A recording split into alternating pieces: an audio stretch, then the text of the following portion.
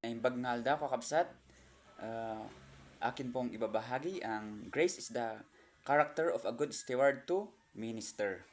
Sabi po ni Apostle Peter, encourage us believers to use our spiritual gifts to serve one another as good stewards of God's grace. Sabi po dyan sa 1 Peter chapter 4 verse 10. Sabi po dito, each of you should use whatever gift you have received to serve others as faithful stewards of God's grace in its various forms.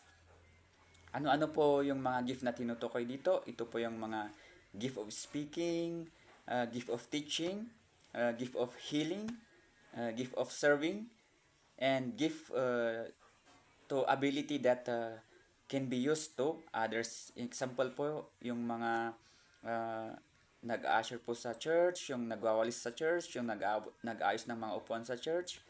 Gift po lahat yon kasi yun pong mga gift na yun ay uh, part po ng good steward to minister. At napakadami po na gift na binigay ni God sa atin lahat na kanyang mga anak. Magbigay lang po ako ng ilang scriptures sa mga regalo na naibigay ng ating Panginoon. Isa po dito is the fivefold ministry office functions gift given by Jesus. Matatagpuan po yan sa Ephesians chapter 4 verse 7 and verse 11 hanggang 16. Another is the seven motivational gifts from the Father. Matatagpuan po yan sa Romans chapter 12 verse 4 hanggang 8. And yung isa pa po is yung the nine manifestation of uh, gifts from the Holy Spirit. Babasa po natin yan sa 1 Corinthians chapter 12 verse 4 hanggang verse 12. Dahil po libre lahat na naibigay sa atin nito ng ating Ama, dapat po malaman natin na hindi po natin ito pinaghirapan na makuha. Ito po ay freely given through God's grace.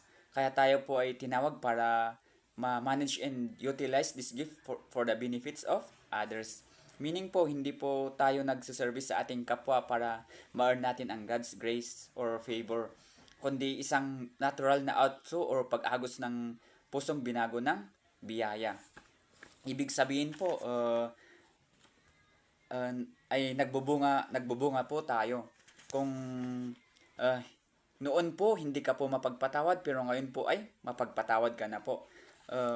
Kung noon po ay madamot ka, ngayon po ay mapagbigay ka na po.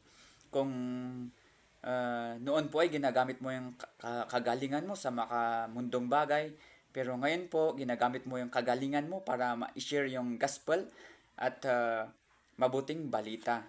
Kaya napakahalaga po nitong biyaya para po magamit natin ang ating regalo sa pagpapaunlad ng mas malalim na relasyon sa ating Ama at sa isa't isa sa pamamagitan ng mga gawa ng paglilingkod at pagmamahal. Salamat po.